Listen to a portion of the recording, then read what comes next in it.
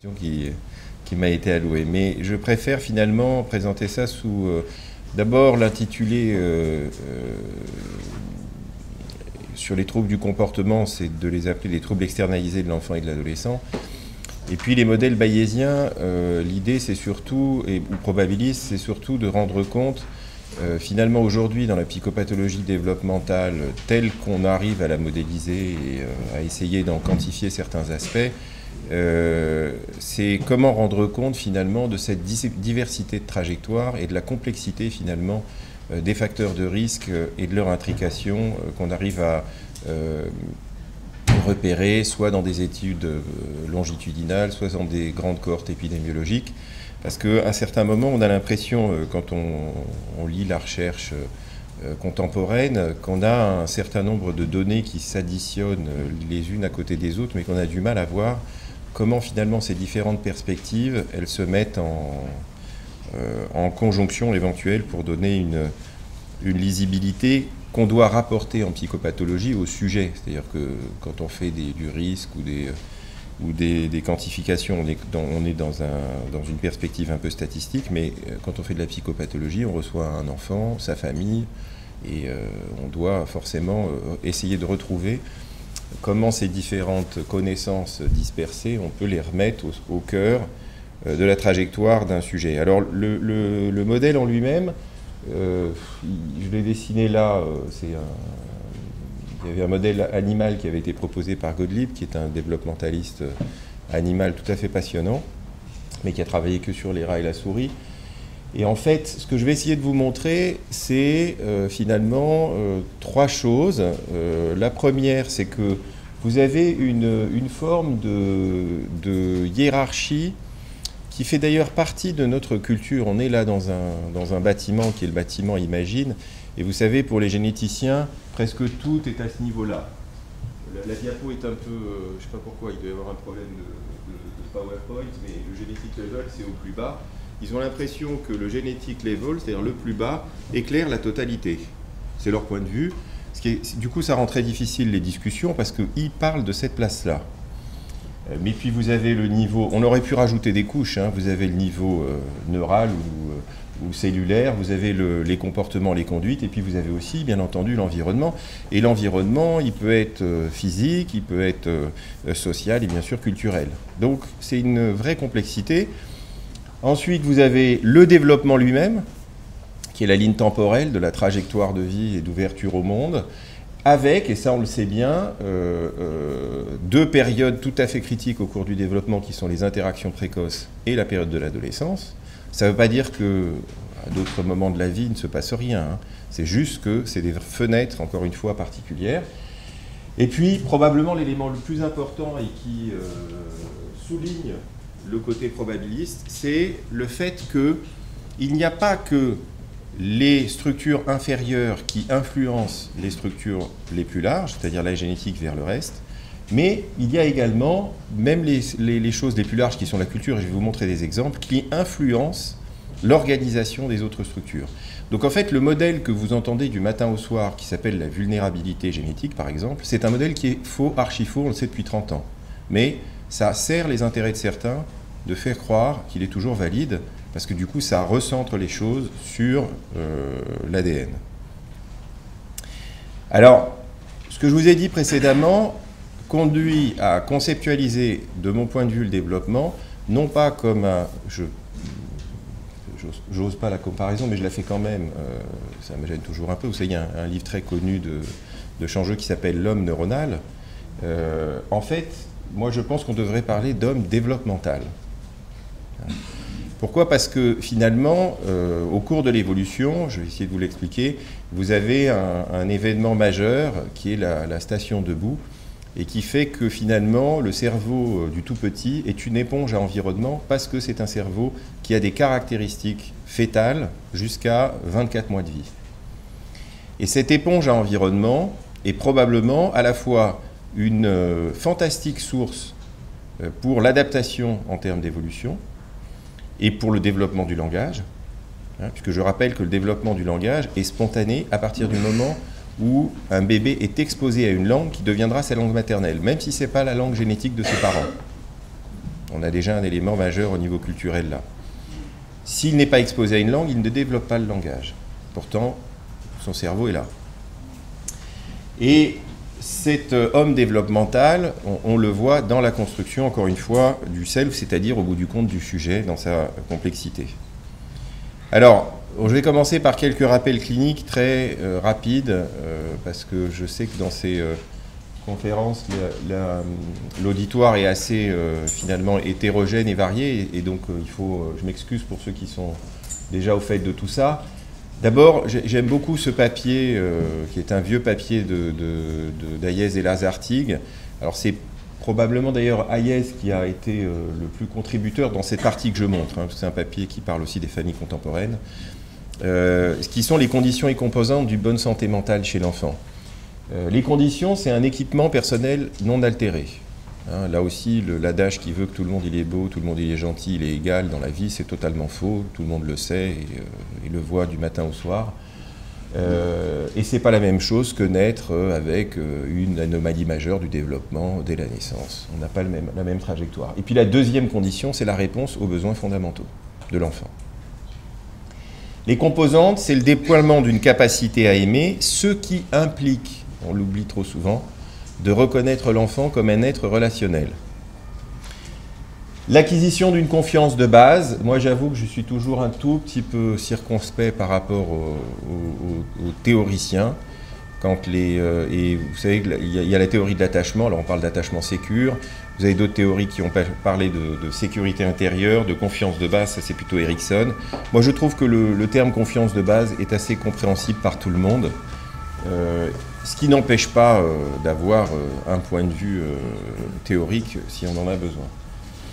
Et puis le troisième élément de la composante qui est très important pour ce qui concerne le sujet d'aujourd'hui, qui sont les troubles du comportement, c'est la capacité à affirmer une agressivité tenant compte du droit d'autrui à une vie digne. Alors qu'est-ce que veut dire cette petite phrase un peu de prof d'école?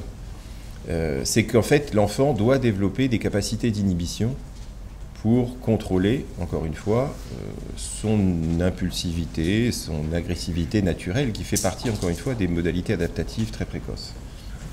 Je ne reviens pas sur les périodes, puisque je l'ai déjà dit. Ensuite, quand on s'intéresse aux troubles du comportement, il y a aussi un certain nombre de dimensions psychologiques ou de fonctions psychologiques qui sont pertinentes. Celles qu'on voit dans la littérature qui sont importantes, c'est... Alors les fonctions exécutives, j'en ai déjà un peu parlé en parlant des capacités d'inhibition, mais il y a aussi les capacités attentionnelles. Vous avez, qu'on l'appelle estime de soi, là encore, je prends des distances avec les points de vue théoriques, même si, encore une fois, ils sont tout à fait pertinents dans leur contexte, mais quand on parle d'estime de soi ou narcissisme, moi, quand je lis les descriptions pour justifier ces deux termes, finalement, on parle des mêmes enfants. L'attachement insécure désorganisé, donc ça c'est la forme pathologique quand la confiance de base n'a pas pu se construire.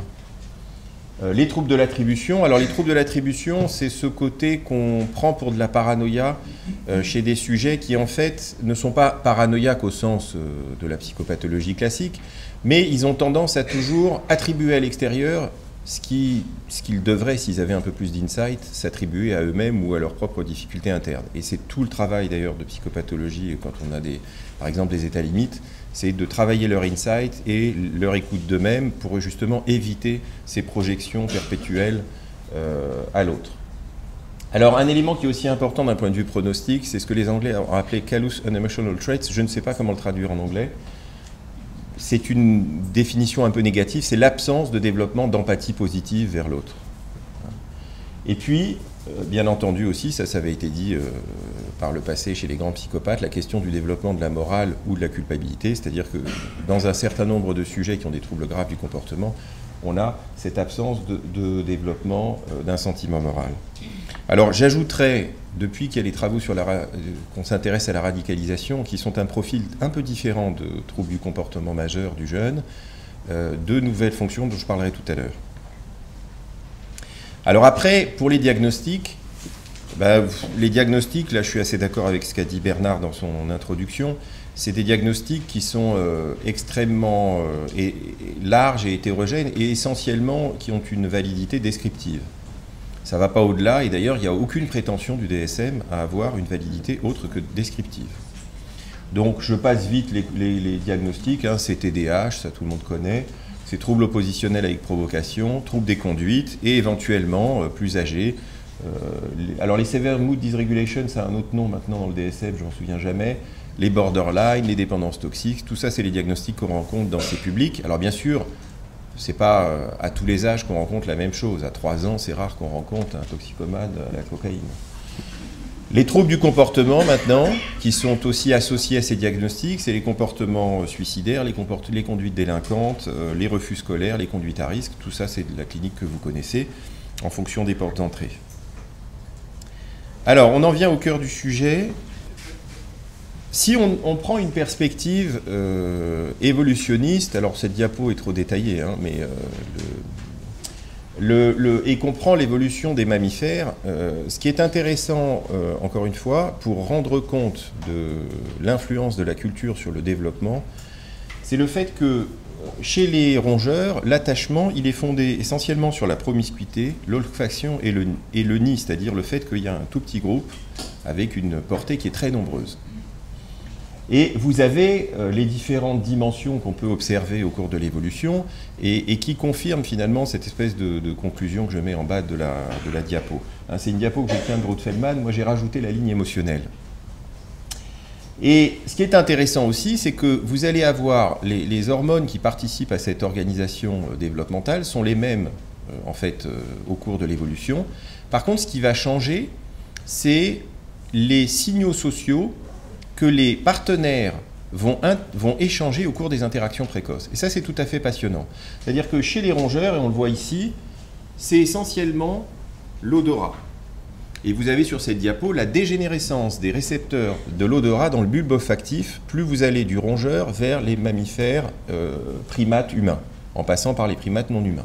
Ce qui veut dire que nous avons un odorat, mais on sait tous, hein, il est moins développé qu'un certain nombre d'animaux. Par contre, chez les mammifères, chez les primates, et en particulier chez les primates humains, on va avoir un attachement qui va être fondé sur l'exclusivité, c'est-à-dire c'est des relations duelles, même si un autre événement culturel est en train de modifier ça. Vous savez, les PMA, vous avez de plus en plus de naissances multiples. Mais ça, c'est l'évolution, encore une fois, qui fait... enfin, l'évolution culturelle, puisque la PMA, c'est de la culture, hein, c'est de la découverte récente, etc. La multisensorialité, parce que je vous ai dit que l'odorat diminue, mais il y a tellement de sens qui participent aux interactions précoces, et également le partenariat et la culture. Alors pourquoi on dit la culture? Parce que quand on a regardé le fonctionnement des cerveaux de mères adoptantes de bébés, on a constaté que le cerveau des mères adoptantes était quasi identique à celui des mères qui avaient accouché des bébés. Ce qui veut dire que la manière dont les choses se passent, même en situation de rupture générationnelle, puisque une adoption c'est une rupture générationnelle, si on en vient aux aspects, là pour le coup, de transmission génétique, eh bien, on continue finalement à avoir des caractéristiques de maternité qui ont un certain nombre de points communs. Et le partenariat, c'est le fait qu'il y a un père qui est présent. Et vous savez qu'au niveau de l'évolution des espèces, chez les mammifères, c'est tout à fait rare, puisque c'est moins de 5% des espèces de mammifères qui ont un père qui est présent au début de la vie du développement des bébés. Alors pour les hormones, je vous ai montré un petit peu les hormones. On va parler essentiellement de la testostérone et de l'ocytocine là aujourd'hui, mais c'est juste pour prendre des exemples. Alors l'ocytocine, pourquoi elle est importante? Bon, quand j'ai fait mes études de médecine et je vois la salle, c'est un certain nombre d'entre nous avant le même âge, voire certains d'entre vous êtes plus âgés que moi. L'ocytocine, c'était grosso modo l'hormone de l'accouchement et un peu de la lactation. On ne disait pas autre chose et on se contentait de ça. En fait, aujourd'hui, et c'est l'épigénétique qui l'a montré, on avait montré déjà dans les années 70 que les comportements maternels dans des lignées de souris clonées étaient transmissibles de génération en génération. Donc ce n'était pas génétique, c'était comportemental comme transmission. Mais dans les années 90-2000, c'est le groupe de Michael Mini et surtout pour l'ocytocine de Francis Champagne qui a montré que c'était en fait médié par des variations d'ocytocine au niveau de la mère et du bébé. Et du coup, l'ocytocine est devenue l'hormone des liens, ou bonding en anglais. Et après, il y a des études sur les personnes amoureuses, donc là, je ne vais pas détailler, mais la littérature est extrêmement nombreuse. Un autre exemple que je veux vous montrer, qui est extrêmement intéressant, c'est une étude, c'est le guinea pig, je ne sais jamais c'est quoi comme genre d'animal. Mais en tout cas, c'est intéressant parce que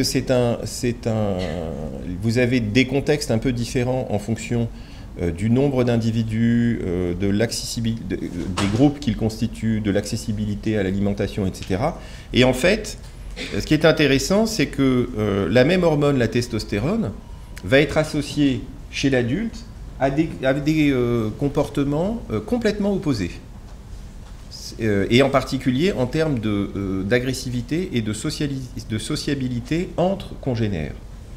Et je vous rappelle, quand même, quand on fait un peu de sociaux, qu'on sait très bien que tous les troubles du comportement dont on parle sont beaucoup plus nombreux dans les communautés à haute densité de population, à friction en tout genre et entre gangs. Et alors je ne dis pas qu'il y a un parallèle immédiat avec ce qu'on montre chez l'animal, mais c'est des questions quand même qu'on a le droit de se poser. Un autre élément qui est tout à fait fascinant, et puis là c'est beaucoup plus visuel que ce que je vous ai raconté avant, c'est chez des macaques. Vous voyez là ces deux types de macaques différents, mais qui sont quand même des macaques assez proches, qui sourient, grosso modo, c'est la mimique que l'on fait tous, etc. Alors chez les macaques japonais, cette mimique faciale ou émotion faciale, en fait c'est une mimique de soumission à l'animal dominant. Hein, c'est une façon de... Voilà.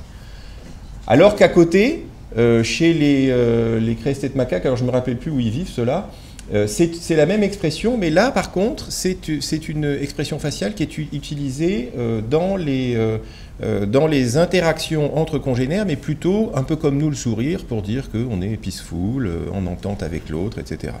Donc vous voyez, la même expression, en fonction de cultures animales différentes, prend des fonctions différentes en termes de signifier. Alors un autre élément sur le plan développemental, c'est le fait que quand on met en parallèle tous les changements, je ne vais pas détailler, dans les différents niveaux dont je vous ai parlé au début, eh bien, on va avoir aussi, au niveau clinique, tout un certain nombre de troubles qui vont apparaître à des âges aussi différents. Donc on ne peut pas parler finalement, et c'est pour ça que je plaide pour une psychiatrie de l'enfant qui ne soit pas adultomorphiste,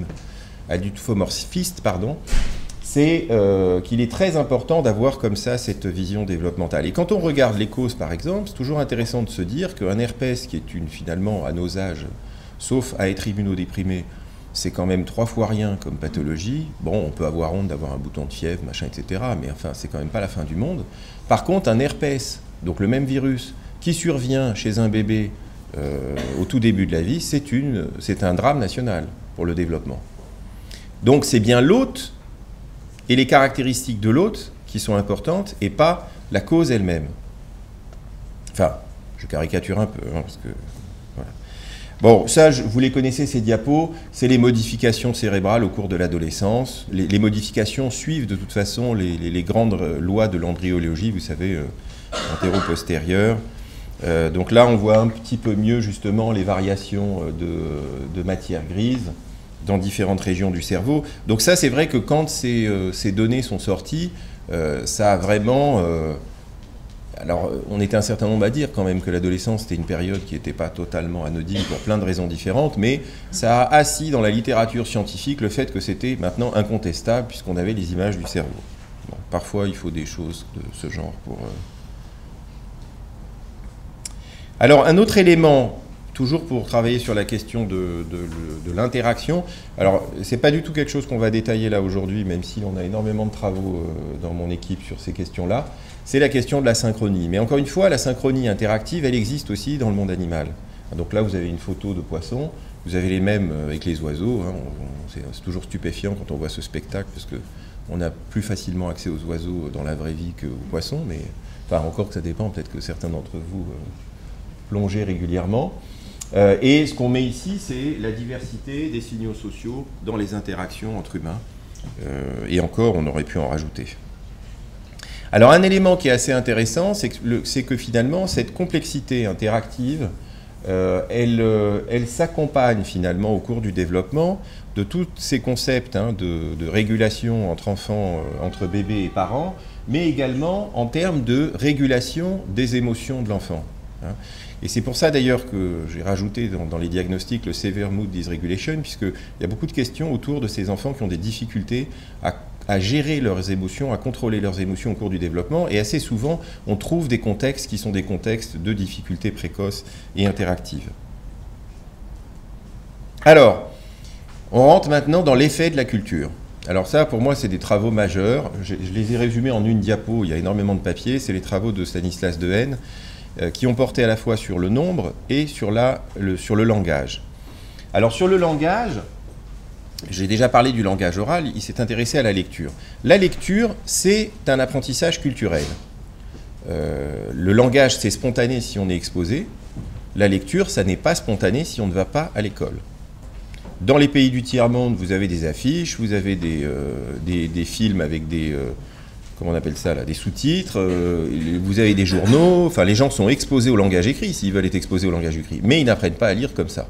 Il faut aller à l'école, donc c'est vraiment un apprentissage culturel, puisque c'est nos organisations collectives, c'est ça la culture, qui font qu'on met l'école obligatoire ou non, et puis on a un certain nombre de recommandations pédagogiques, etc. Et il a, à ce propos-là, inventé le concept de recyclage cortical au cours de l'évolution, puisque son hypothèse, c'est de dire la lecture, c'est très récent au cours de l'évolution, ça a 5-6 000 ans au maximum, donc c'est rien à l'échelle de l'évolution de l'humain. Donc le cerveau d'il y a 5-6 000 ans, il est le même que le nôtre d'aujourd'hui.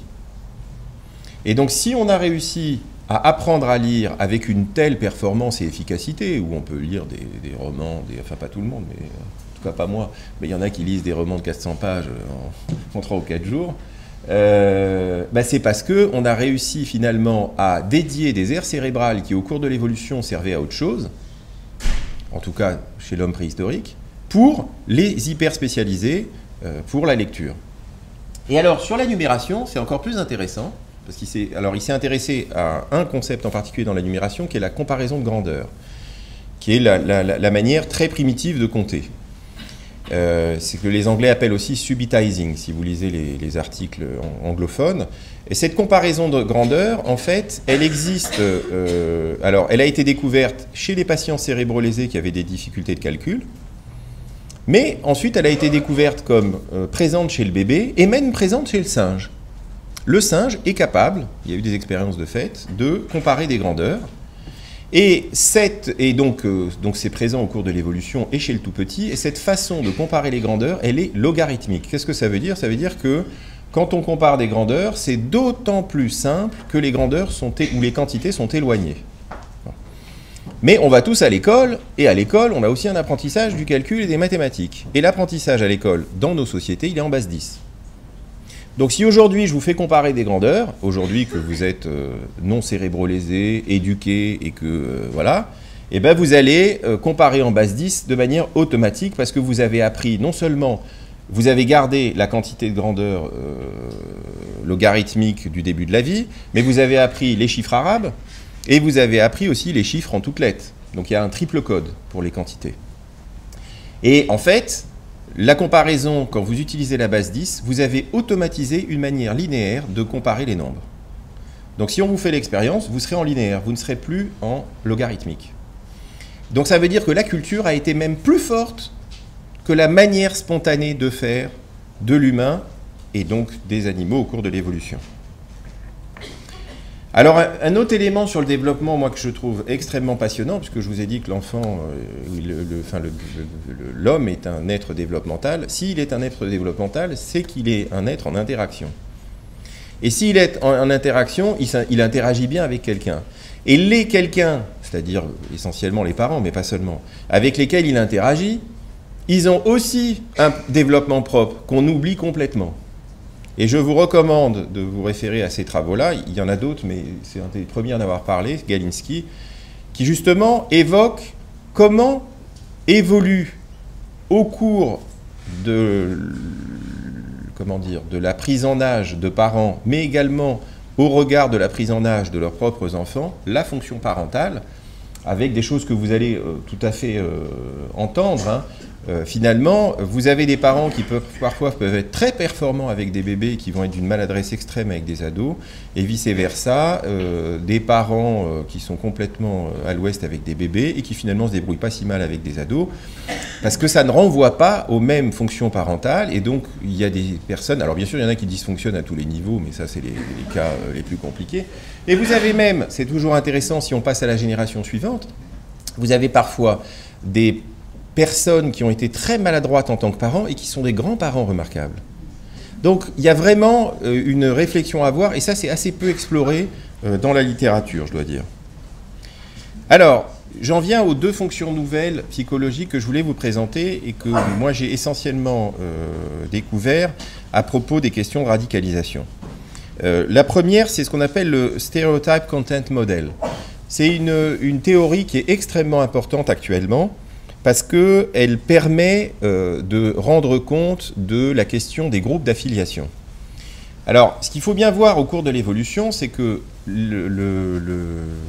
l'humain, en fait, a été poussé, pour des raisons évolutives, à favoriser les groupes, hein, puisque les chasseurs-cueilleurs, vous savez, ils étaient dans des groupes, on pense, d'une centaine de personnes et pas plus. Aujourd'hui, les groupes d'une centaine de personnes, ils ont disparu quasiment de la planète. Hein, les chasseurs-cueilleurs, il n'y en a plus. Enfin, il en reste peut-être un peu en Amazonie, en Australie, etc. Mais enfin bon, on les décrit presque comme des animaux, c'est-à-dire des espèces protégées ou des espèces à protéger, ce qui est un peu paradoxal, mais c'est comme ça. Nous, aujourd'hui, on est dans des villes de plus en plus grandes, les uns sur les autres, ou à côté des autres, on ne supporte plus le bruit, on a la pollution, etc. Donc on est dans des contextes qui sont totalement différents. Et donc on doit lutter contre ce phénomène de groupe d'affiliation, ou en tout cas on doit le modifier pour que l'affiliation soit dans des groupes beaucoup plus larges. Alors cette théorie, qu'est-ce qu'elle dit? Elle dit qu'à partir du moment où vous avez une manière de projeter, quand vous interagissez avec des personnes, vous avez une façon de projeter des attributs à ces personnes. Et ces attributs, il y en a de divers ordres, mais les deux plus importants, parce qu'ils permettent de classer finalement la manière dont on va biaiser ces réponses en fonction des attributs qu'on attribue aux personnes avec lesquelles on interagit, ça va être essentiellement la manière dont on les voit populaires ou chaleureux, ou la manière dont on leur reconnaît une compétence ou une efficacité particulière. Alors, qu'est-ce qui se passe? C'est que du coup, vous avez on va dire les chaleureux plus ou moins, et puis les compétents plus ou moins. Okay, et à ce moment-là, si vous êtes très compétent et très chaleureux, eh bien, on va avoir envie d'imiter ces personnes, de coopérer avec eux, et a priori, c'est plutôt des gens dont on est fier, et auxquels on leur attribue une appartenance à un groupe commun. S'ils sont très compétents et peu chaleureux, c'est des gens en général qu'on qualifie de très professionnels ou de très riches ou healthy. C'est des gens pour qui on éprouve de l'envie, mais on ne leur ferait pas une confiance totale. Vous reconnaissez les banquiers. Vous verrez, hein, les études, après, elles sont spectaculaires. On leur reconnaît une certaine chaleur, mais on leur reconnaît aussi une grande incompétence. Et bien là, on voit les vieux, les handicapés, et on éprouve pour eux de la pitié, et on a tendance à vouloir les aider ou les protéger. Et puis ceux qui malheureusement sont bas dans les deux dimensions attribuées, hein, ce n'est pas les dimensions réelles, c'est les dimensions attribuées par les sujets, et ben vous voyez les pauvres, les migrants et les clodos, ou les homeless.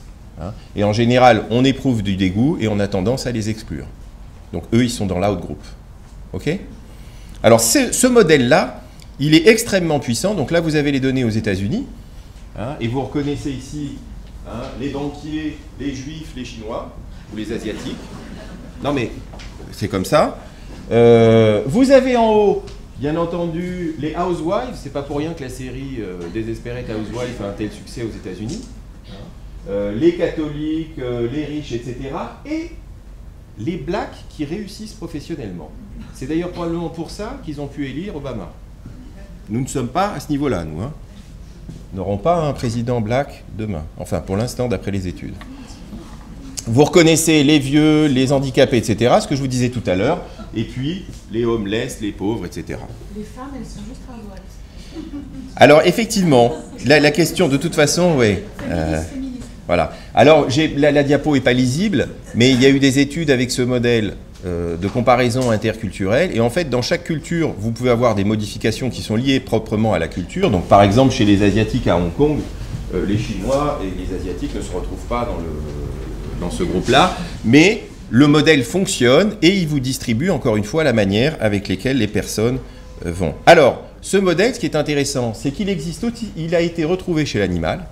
Alors avec des fonctions, parce qu'on peut reconnaître, en particulier chez certains animaux, des groupes d'affiliation, c'est connu par exemple chez le singe, qu'il y a des comportements et des stéréotypes qui permettent de différencier des aires cérébrales activées en fonction des attributs. Et donc le concept de in-group et d'out-group, ou groupe d'affiliation ou de non-affiliation, je ne sais pas comment exactement on dit en français, et le rôle est majeur de la culture dans ces histoires-là. Et ça définit finalement, si on revient à la confiance de base initiale, une sorte de territoire et de zone de sécurité. Et finalement, pour nos problématiques, ça veut dire, d'un point de vue très concret, de mon point de vue, deux choses. D'abord, que ce biais-là, vous le retrouvez dans les comportements amoureux, qui sont majoritairement expérimentés dans les groupes d'affiliation. Et c'est d'ailleurs pour ça aussi que vous avez des réactions quand vous avez des personnes qui changent de groupe d'affiliation. Alors vous avez les parents qui disent « mais comment tu vas épouser machin ?» Et puis le deuxième, et alors là c'est une contre-attitude par rapport à ce qui est dit dans les médias, c'est que l'humain est naturellement raciste. Okay. Parce qu'il favorise le in-group. Donc il est naturellement raciste et c'est l'évolution qui nous le montre très bien. Il est naturellement raciste et donc c'est une lutte de la culture, et grosso modo qui est héritée des Grecs, et encore que les Grecs, il y a beaucoup d'aspects sur le in-group et l'out-group, mais ça a commencé en tout cas avec ces réflexions-là, et surtout avec le siècle de Lumière. Donc on lutte contre le racisme, et c'est un effort à renouveler tous les jours. Alors parfois on arrive à ne pas trop y penser, mais c'est un effort qu'il faut renouveler, et c'est quelque chose qu'il faut dire dans les écoles. Et c'est lié encore une fois à notre évolution culturelle. Alors quand on s'intéresse au phénomène de radicalisation, on voit bien comment la question du in-group participe à l'identité, en tout cas à l'identité telle qu'elle est définie au niveau du sujet par rapport, encore une fois, à son appartenance culturelle. Parce qu'il y a des croyances, parce qu'il y a des traits et des attributs, et puis il y a des pratiques aussi. Alors, on a tous un certain nombre de pratiques auxquelles on adhère, et ça donne des cadres identitaires. Et ce que font en général les groupes radicaux ou sectaires, c'est qu'ils essayent d'attaquer ces cadres identitaires en proposant des aspects révisionnistes de l'histoire, de sélectionner des biais personnels dans l'expérience du sujet, et bien sûr de leur donner un nouvel idéal qui est censé répondre à tous ces écueils. Alors, j'ai parlé d'identité. Et on va maintenant avoir cette deuxième fonction qui me paraît très importante, qui est le concept d'incertitude identitaire. Alors ce concept d'incertitude identitaire, qu'est-ce qu'il dit? C'est aussi un concept en sociologie, et il dit que quand on a, par rapport à cette idée de sécurité intérieure dont je parlais tout à l'heure, mais qui peut aussi, cette sécurité, se comprendre au niveau des cadres identitaires qu'on a définis juste avant. Eh bien, vous pouvez être très sûr de votre identité et finalement incertain par rapport à cette identité. Eh bien, quand vous avez cette gradation-là, vous allez avoir de nouveau aussi des biais, encore une fois, de réponse à des questionnaires, à des expériences, etc. Et en particulier, ce qui est intéressant, c'est que, en règle générale, ceux qui ont une faible certitude identitaire vont être beaucoup plus attirés par des discours extrêmes ou sectaires. Ça a été démontré dans un certain nombre d'études. Et l'autre élément, donc là qui a été fait par rapport à des engagements violents, c'est que quand vous avez cette incertitude intérieure, eh bien vous allez avoir tendance, beaucoup plus fréquemment que ceux qui sont dans une certitude intérieure, à accepter l'idée de vous engager sur des comportements violents. Alors ça, il y a beaucoup de travaux pour montrer que les idéologues des groupes extrémistes cherchent à capter les personnes qui ont cette fragilité identitaire pour essayer de leur créer finalement, l'augmenter, en utilisant en particulier des aspects révisionnistes, c'est la théorie du complot, du machin, etc., auquel beaucoup de personnes fragiles adhèrent, et pour essayer de leur proposer des solutions, mais qui sont des solutions, bien entendu, fallacieuses. Alors, dernière partie que je voulais évoquer, c'est un certain nombre de choses qui concernent des événements de vie et les carences précoces au plan du développement. Là, je serai beaucoup plus rapide parce que c'est des choses que vous connaissez. Quand on parle justement d'héritage ou de transmission, en fait, on a tendance, là c'est un effet culturel contemporain, à beaucoup parler de la génétique, mais en fait, la génétique n'est qu'une toute petite partie de ce qui est transmis, et on néglige, encore une fois, l'épigénétique, les transmissions comportementales, et bien sûr, tout ce qui est transmission culturelle. Je pense que les exemples que j'ai pris précédemment vous ont montré à quel point ils étaient importants, et surtout à quel point ils influencent le développement même des structures biologiques. Ce n'est pas juste une vue de l'esprit philosophique. Le cerveau est modifié, vous l'avez vu pour le calcul et la lecture, et vous avez vu aussi pour les choix de vie. Alors, quand on s'intéresse à l'environnement, d'un point de vue, on va dire, beaucoup plus global que la relation 2 à 2, comme je l'ai fait précédemment, en fait, vous pouvez lister des facteurs environnementaux. Alors là, j'en ai mis quelques-uns, mais en fait, c'est indéfini comme liste. Donc moi, j'aime bien les classer en fonction de ce qu'ils ont comme impact par rapport au sujet. Soit l'impact, il est extrêmement intime. Et c'est grosso modo l'environnement toxique. C'est par exemple le plomb. Oui, un gamin qui bouffe du plomb, eh ben oui, ça va lui faire du mal au cerveau. La pollution atmosphérique pour les femmes enceintes, maintenant c'est bien démontré, etc., etc. Le valproate, il y a eu une polémique il n'y a pas longtemps sur le valproate. C'est connu depuis des années, mais ça a été redécouvert parce que malheureusement, c'était pas enregistré au niveau de la pratique. Donc le risque sur le développement du fœtus.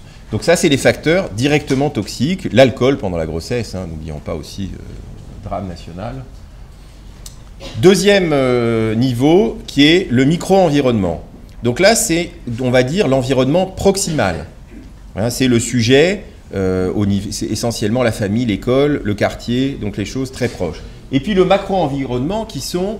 Alors, les puristes diraient qu'il y a aussi de la culture dans le micro-environnement, je sais bien.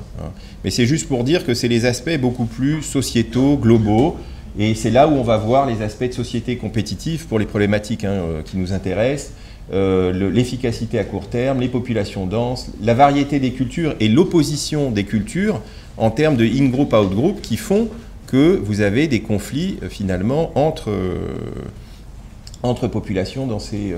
voilà. Alors, quelques exemples. Dépression maternelle, donc là on est dans un exemple de micro-environnement. La dépression maternelle, c'est même une... Donc ça, en plus, c'est une étude qui est intéressante parce qu'il y a une forme de contrôle relatif de l'aspect génétique puisque c'est une étude sur des jumeaux. Et vous voyez que la dépression maternelle, vous avez quasiment une relation dose-effet avec les troubles du comportement de l'enfant puisqu'ils sont beaucoup plus importants si vous faites 3 dépressions qu'une seule. C'est ça qu'il y a sur la diapo. Vous avez 1, 2, 3 et vous voyez la progression. Un autre élément, c'est les conditions de vie très précoces. Et ça, c'est les études d'adoptés roumains. C'est des études qui sont passionnantes puisque vous savez que quand il y a eu les drames de Ceausescu qui ont été découverts, etc., il y a eu un grand élan de solidarité pour adopter tous ces malheureux, et donc les Anglais avec le groupe de Michael Rutter et les Américains avec le groupe de Charles Zina ont fait des études longitudinales de tous les Roumains qui ont été adoptés en Angleterre et aux États-Unis, et donc il y a eu toute une série d'études, j'en montre juste une, parce qu'elle est encore une fois très parlante, donc c'est une des études anglaises, mais ils ont eu le même résultat au niveau des Américains, c'est que à partir du moment où la déprivation, parce que les conditions d'accueil dans ces structures étaient tellement n'importe quoi que c'est vraiment la grande carence, c'est pas juste... toutes choses égales par ailleurs mesurables, c'est-à-dire taille du cerveau, nutrition, etc. Quand vous avez passé 6 mois comme ça par rapport à 2 ans, donc là vous avez la relation QI avec la durée de déprivation, mais pour dire les choses autrement, quand vous avez eu 6 mois comme ça, bébé, comparé à plus de 2 ans, eh ben vous avez une différence de 25 points de QI. Donc c'est un vrai impact, hein, 25 points de QI. Alors, autre élément, ça c'est des grandes revues des méta-analyses qui sont parues dans PLOS Medicine il y a quelques années sur les conséquences en santé de l'abus physique de l'enfant. Donc vous voyez, oui, d'ailleurs des négligences. Donc là c'est l'abus physique. Et si vous vous concentrez que sur les évidences robustes, c'est-à-dire non contestées par personne, donc vous voyez quasiment il y a toute la psychopathologie, pas compliqué.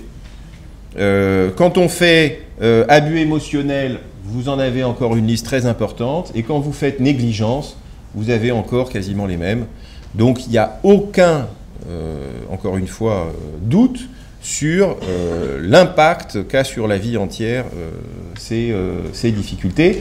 Mais quand même, regardez le nombre de pathologies organiques aussi. Alors c'est contesté par certains, donc les évidences sont dites intermédiaires, mais quand même. Alors une autre étude qui est intéressante parce qu'elle montre comment, chez l'adolescent, c'est des études longitudinales du groupe de Tremblay au Canada, qui montrent que la participation à des gangs, donc c'est encore une fois le concept de in-group à out-group, favorise les troubles du comportement, et la sortie d'un gang favorise la diminution des troubles du comportement. Donc ça, c'est des études qui sont intéressantes parce que ça valide le fait qu'il faut aller les chercher dans ces gangs, les jeunes. Et le travail de terrain des éducateurs est de ce point de vue-là essentiel, même s'il peut être extrêmement ingrat. Là aussi, une étude qui montre l'effet du bullying à l'école. Donc là, c'est sur des données de comportement et de souffrance psychologique, mais également sur des données d'imagerie. Donc ça, c'est en longitudinal. Et cette étude est particulièrement intéressante parce qu'ils ont réussi à sélectionner des sujets qui n'avaient eu comme maltraitance que du bullying. C'est-à-dire ils ont exclu, parce que ça arrive parfois, des maltraitances au domicile et à l'école. Donc ils ont exclu des maltraitances autres ou des traumas quelconques. Alors là, c'est un modèle animal, mais pour montrer ce modèle probabiliste, comment il fonctionne, qui montre par exemple, donc là c'est chez le singe, vous reconnaissez donc là c'est des choses qu'on ne fait pas chez l'humain, mais et d'ailleurs est-ce qu'elles sont éthiques chez le singe, je ne sais pas. Mais, en tout cas, quand on il vaut mieux être élevé avec sa mère que séparé précocement, c'est vrai aussi chez les primates non humains. Hein. Et ce qu'on voit sur cette étude, c'est que quand il y a des carences précoces au niveau des interactions, eh bien vous allez avoir plus souvent des comportements d'alcoolisme. Alors sachant que le singe ne devient pas spontanément alcoolique, il devient alcoolique que parce qu'on lui met de l'alcool dans son environnement. C'est aussi une façon de dire que les addictions ne sont pas génétiques. Les addictions, c'est une rencontre d'un sujet avec un produit. Et il peut y avoir des paramètres génétiques qui favorisent le fait que dans cette rencontre, il y ait un risque surélevé, mais ce n'est pas tout à fait la même chose. Vous enlevez le produit, il n'y a plus d'addiction. Je crois que c'est quand même important des fois de le rappeler. Donc, on devient plus souvent alcoolique. Et ce que montre cette étude, c'est que c'est géré par des médiations liées au stress, et donc à l'axe corticotrope, et également à des polymorphismes génétiques, et en particulier d'un gène du transporteur de la sérotonine. Alors, on a les mêmes types de résultats chez les enfants élevés en foyer. Donc là aussi, c'est une méta-analyse très récente dans Pediatrics. Et vous avez là, donc toujours dans cette méta-analyse, même en modèle multivarié, tenant compte de toutes les configurations familiales possibles. Donc il y avait 13 configurations familiales possibles. Je ne vous explique pas, il y en avait, je ne savais même pas qu'on pouvait faire des statistiques dessus. Mais ils avaient un groupe énorme parce que c'était une base de données monstrueuse. Eh ben, on retrouve, vous voyez, des risques d'hyperactivité, de dépression, d'anxiété, de troubles du comportement, de troubles du langage aussi. Souvenons-nous de ça parce que c'est souvent oublié. Voilà, pour conclure, je vous rappelle la diapo initiale de mon affaire, je n'y reviens pas. Juste pour vous dire que quand on a cette vision développementale, les diagnostics que j'ai évoqués, TDAH, troubles oppositionnels, troubles des conduites, ils ont aussi une organisation en termes de diagnostic en fonction de l'âge. Et on voit bien qu'il y a des facteurs familiaux, psychosociaux, des facteurs culturels, des facteurs de micro et de macro-environnement. Tout ça, ça sort dans les études, mais c'est comme ça qu'il faut essayer de les comprendre pour leur donner une réalité au niveau des sujets que l'on voit. Les dimensions psychologiques qui sont ici. Je rappelle, les troubles, les TDAH ne deviennent pas des psychopathes de manière systématique comme c'est écrit à droite à gauche, c'est totalement faux. C'est quand il y a finalement cette conjonction avec les troubles oppositionnels et souvent des dimensions psychologiques que je vous ai listées ici, que le risque de devenir trouble des conduites et personnalité antisociale peut exister. Alors si on prend la radicalisation, ça c'est un truc qu'on n'a pas encore publié sur lequel on travaille, j'ai essayé de vous remettre ce qui se dit aujourd'hui, vous savez c'est un sujet qu'on découvre chemin faisant donc c'est assez compliqué, ce qui se dit aujourd'hui sur les facteurs individuels, le micro-environnement et le macro-environnement. Ce qui est particulièrement intéressant dans cette problématique-là, c'est que d'abord les personnalités antisociales ne sont pas si nombreuses que ça, donc on est dans un trouble de comportement qui n'est pas tout à fait de même nature que celui dont on a parlé précédemment. Et que par ailleurs, je vous l'ai mis, je ne vais pas détailler puisqu'on n'a pas le temps, je vous ai mis en rouge en fait des dimensions qui sont ramenées dans la littérature et qui sont à mon sens tout à fait pertinentes, mais qui sont des dimensions qui n'ont de sens que si on les voit en interaction. C'est-à-dire que ce n'est pas un facteur individuel, c'est un facteur du sujet en interaction avec ses recruteurs. Et en particulier, les phénomènes de déshumanisation qui permettent finalement de transformer le sujet en un tueur potentiel, parce que justement, on va le faire affilier à un in-group qui n'est plus son groupe d'appartenance, et du coup, il va pouvoir renverser son agressivité vers son groupe d'appartenance, alors parce qu'il s'est trouvé un nouveau groupe d'appartenance d'accueil et cette chimère qui est proposée par ces groupes sectaires et terroristes. Voilà. Alors, on change complètement de registre, mais ça reste valide, c'est quand on est par exemple dans les écoles. Quand un enfant est à l'école, et qu'il a des difficultés de comportement, l'apprentissage, c'est un peu le cercle vertueux de la confiance avec l'adulte enseignant, autour de apprendre, respecter, contenir. C'est un petit peu ça les enjeux qu'on a quand on a des enfants qui ont des troubles du comportement à l'école. Et si on regarde le monde interne de l'enfant, c'est ça qu'il nous dit. Il a peur de l'abandon, il se sent en complète mésestime, il ne se sent pas respecté, il a une faible confiance en lui, il se sent, voire des fois même, persécuté par l'école, il a peur de l'échec et les troubles de l'attribution dont j'ai déjà parlé. Dans le monde externe, ça s'exprime comment ? Par des dépressions, des refus scolaires, des troubles de l'attention, un rejet complet de l'élève de l'école, le dégoût des apprentissages, des conduites à risque, des conduites addictives. Alors il y a des variations avec l'âge, mais en fait, c'est quand même la même musique, j'ai envie de dire, qui est jouée, même si les instruments peuvent être différents. Et donc ça, cette diapo, je l'avais faite quand j'avais participé à une réflexion avec des gens de la PJJ sur justement les comment aider à penser des schémas de travail de terrain, mais qui tiennent compte de tous ces facteurs-là. Et finalement, en écoutant la réunion, j'avais fait à peu près le même topo au début, mais on m'avait demandé d'être une sorte de témoin de la journée, où il y avait beaucoup de témoignages d'éducateurs, etc. J'avais essayé d'écrire comme ça, de manière un peu systémique, ce que j'entendais, avec des mots-clés. Et finalement, je leur ai proposé cette diapo suivante, là, pour conclure. Et quand on arrive, finalement, à aider un jeune qui est dans ses dérives et ses difficultés, je crois qu'on a, c'est ce qui revenait souvent, l'idée qu'il faut poser un cadre pour que les conditions du respect mutuel, rappelez-vous la première diapo, c'est le reconnaître comme un être relationnel. Donc c'est aussi nous qui devons le reconnaître comme ça. Donc les conditions du respect, donc un cadre avec une contrainte bienveillante. Il y a toujours un travail sur l'aider à mentaliser ce qui se passe, d'une manière ou d'une autre. Et que finalement, il va y avoir, le jeune va être en interaction avec des adultes, alors ça peut être des éducateurs, ça peut être des psys, ça peut être des machins, ça peut être des profs, bien entendu. Mais ce qui vient souvent, c'est que ce qui va être des facteurs positifs d'évolution, c'est d'expérimenter des adultes qui sont fiables et engagés, qui vont lui permettre de partager des émotions positives et des moments signifiants. C'est Daniel Stern, quand il parle des psychothérapies, il dit « moment of meaning », qui a d'ailleurs été traduit de manière erronée dans le livre en français. Je ne me souviens plus quelle est la traduction, mais j'utilise jamais la traduction parce qu'à mon avis, elle est fausse.